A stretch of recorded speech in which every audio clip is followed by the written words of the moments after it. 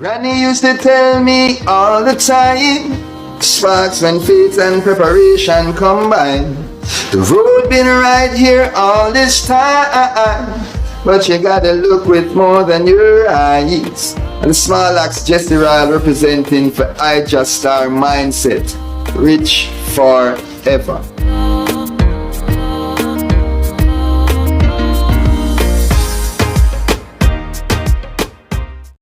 Here in Ghana, we are in the capital, which is Accra, and the capital of Accra then say is Osu, a whole capital within the capital of capitals. Zane, but we have a special guest on the program today. Zane, he is the president of the Rastafari Council, Ghana. Virgin and elder go by the name of Daddy Basco. Warm welcome, Honorable Elder. Great to have you here. Rastafari, give thanks. It's an honor and a pleasure to be with the eye. Yes, sir. I just mindset. Yes. Yes, Honorable Elder. Great to have the eye on the platform. Good to see the man. Zine, and thanks for taking the invitation at a very short notice, but the eye is very sharp and punctual. Give thanks, my Lord. On the topic of Rastafari here in Ghana, talk to me about yourself. What is it that inspired you, or what take interest in yourself that you became a Rastafari? Give thanks. That's a very interesting question, because I've pondered that question many a time.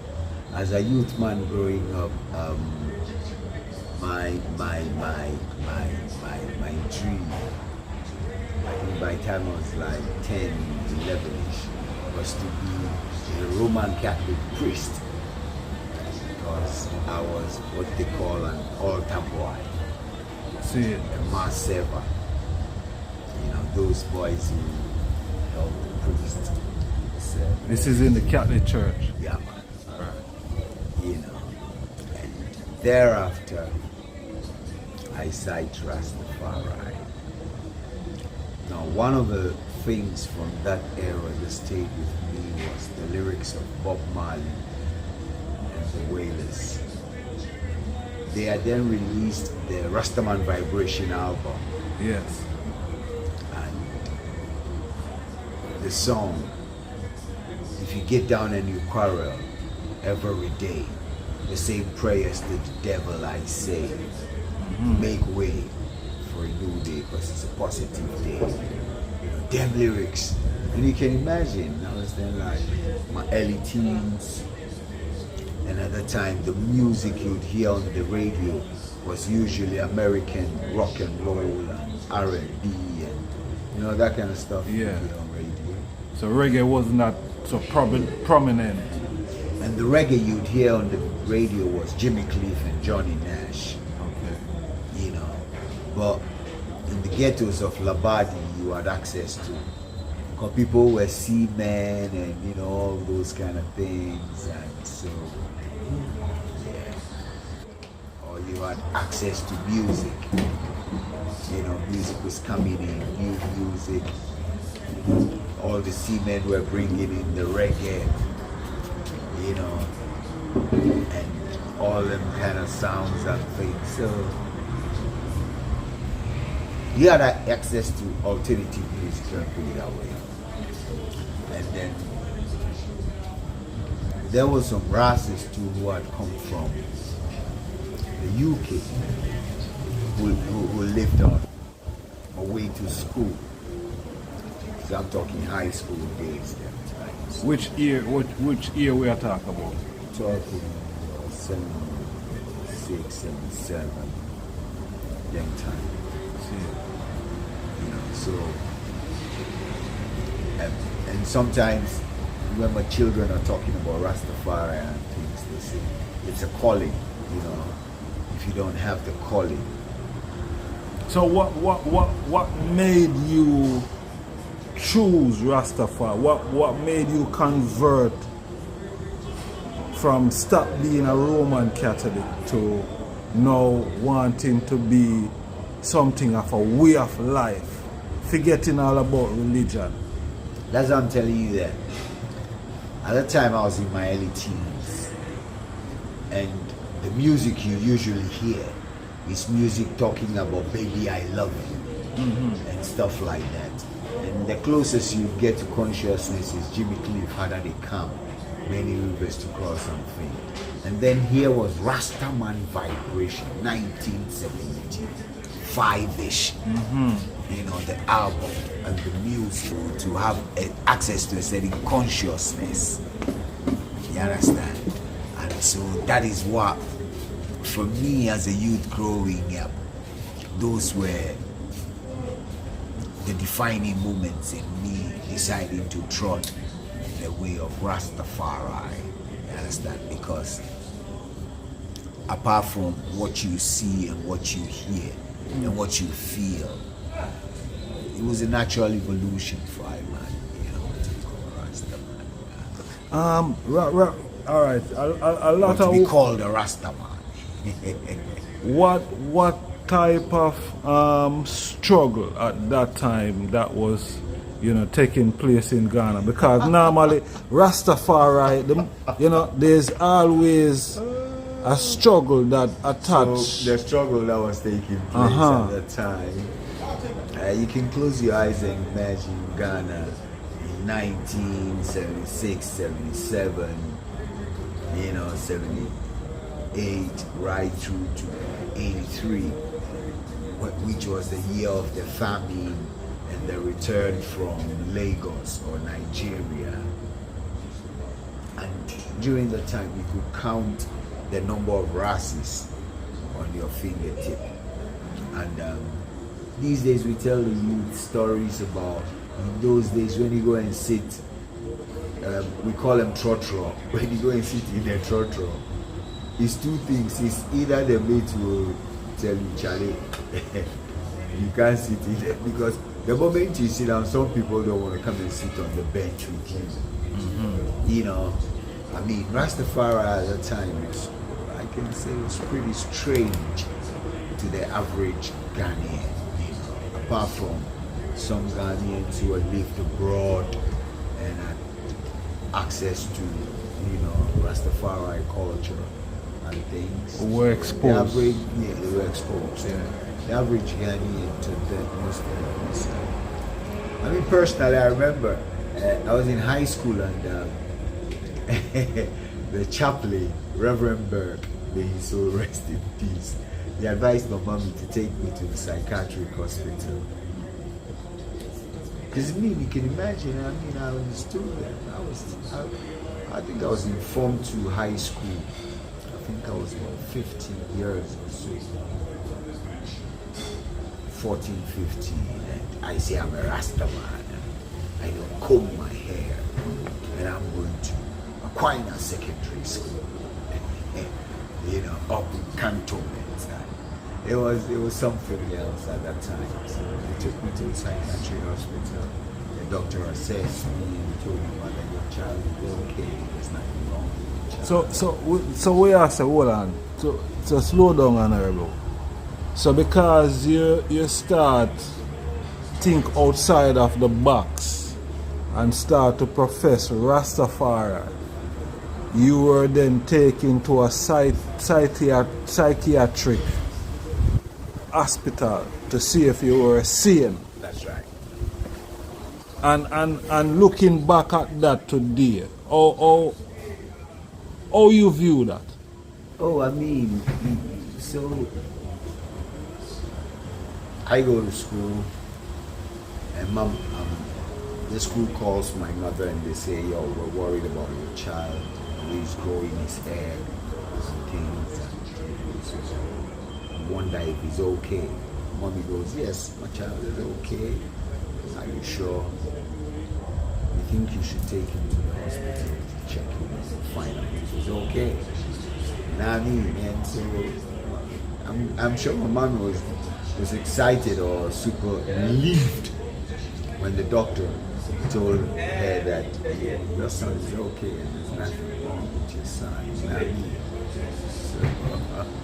So did ganja smoke come into play? Were you one of the ones who were interested in smoking marijuana? Because I know there's a stigma here in Ghana when it comes to marijuana. At that time, I think that time that didn't come into the question. You know, because I was a teenager going to school, so that didn't come into the equation. You understand? I'm sure the chaplain was curious at my explanation of my new faith outside the Catholic Church. You know what I mean? So that's why he was wondering. And so what? This chaplain was a Ghanaian chaplain? No, an Irish. An Irish? Yeah. Reverend Father Burke. A European? Burke. Okay. Yeah. See, and he thought that strict chaplain. And he thought that something was wrong with you. Yeah, I mean, because all the kids in the school cut their hair, you know, and things like that, and I say I'm going dreadlocks. And I'm sure as a Roman Catholic Church, you must have had access to. Because around that time, I think a Jesuit priest or so had done some research about Rastafari. So I'm sure he was aware of Rastafari or something like that. But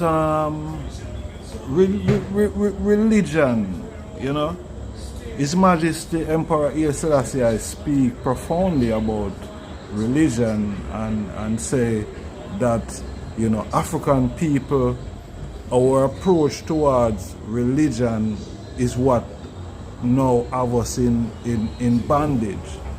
How you see religion here in Ghana opposed to the movement of Rastafari?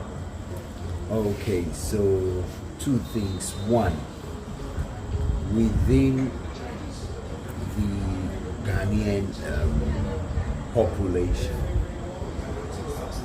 there's a heavy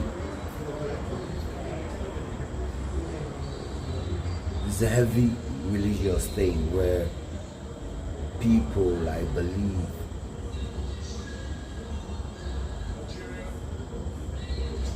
because you see, His Majesty says spiritual and physical have to walk hand in hand. But sometimes you get a feeling that the Ghanaian is over reliant on prayers than effort or work. And that is one of the things that people blame Western or Euro-Christianity for. Then you come to Rastafari. So there's a new school of thought which is looking at the African faculty of Rastafari, because the reasoning is that before Christianity and Judeo-Christianity, which gave birth to Ethiopian Orthodoxy, let me put it that way. And so the teachings of the Ethiopian Orthodox changed within certain contexts. There is African indigenous knowledge. There's African traditional belief systems. And so now the reasoning is, how do they play out against the general Eurocentric Christian thinking. And that is what a lot of brothers and sisters in the diaspora and here are thinking about. Because was that there was an African cosmology, there was African theology before the European came to teach his theology. But now it seems everything starts from Europe, and all theological thoughts are either described as pagan, and then Eurocentric Christianity is the standard. But isn't that ironic though that pagans are labeling Africans and their cultural practice as paganism? Because Constantine was a pagan who formulated and construct the Roman Catholic Church, see, with paganism. And that is why we have, or they have, certain practices that Africans is not aligned with. See? So it's just weird how pagans would then label African spirituality and African practice as being pagan. You know, the irony, I don't know if you see the irony in what I'm trying to... That's the irony of the situation, because when you enter certain churches, you see statues. People kneel before the statues and pray fervently, you know.